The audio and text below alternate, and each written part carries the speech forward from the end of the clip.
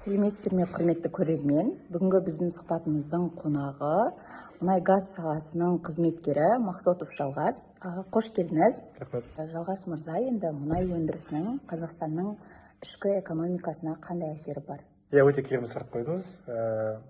Ең біріншіден мұнайдың біз білеміз өндірісі, яғни экспорты бұл Қазақстанның тек қана ішкі нарығына ғана емес, сыртқы нарығына ең үлкен әсерін тигізіп отыр. Яғни тура доллардың да өсіп түсуі біздің Қазақстанымыздың мұнайының әсері бар.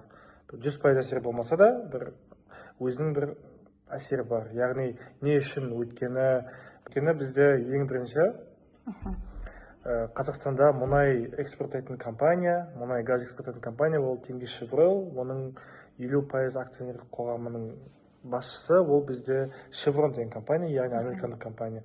Осы барлық американдық компаниядан кейін, яғни экспортқа өтетін газ, мұнай Ресейге өтеді, одан Әзірбайжанға, одан Түркменстан, Иран сол жақтарға өтеді.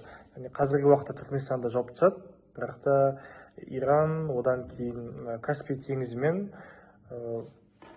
Каспий теңізінің қасындағы мемлекеттерге экспорттау бастады. Яғни бұл не үшін айттым? Қазақстан экономикасына ол тек қана біріншіден 60%-нан жоғары табысты, яғни кіріс шығыс деп айтсақ та болады. Бұл бізде мұнайдан келіп отыр. Бірақ та бұл мұнай компаниялар, өндіретін компания, экспорттайтын компания бұл Қазақстанға тиесілі болмағаннан кейін біз Қазақстан Қазмұнайгаз, яғни акционер болып отырмыз. Акционер болғаннан кейін бізде 25% ғана үлесіміз бар. 20% ғана үлесіміз бар. Егерде осы соңғы Ресейдің компаниясы, яғни Газпром 5% акциясынан айырылса, ол қалған 5%-ді Қазмұнайгаз сатып алады өзі. Өйткені басқа 5% бізге қызығып отқан, яғни ақша құям деп, инвестиция құям деп отқан мемлекеттер, мұнай мемлекеттер жоқ. Өйткені Қазақстан мұнайын Америка жауып болды. Қазақстанның мұнай компанияларының келісім шарттары не үшін жабық өтеді? Неге ол халыққа жарияланбайды?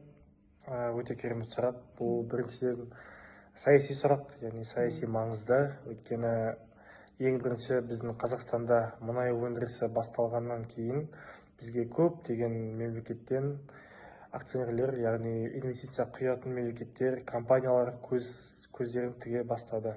Бірінші үлкен компания ол бізде Шеврон, яғни осы Шеврон мен Қазақстанның арасындағы келісім шарт Қазмұнайгаздың ол өте жабық, оны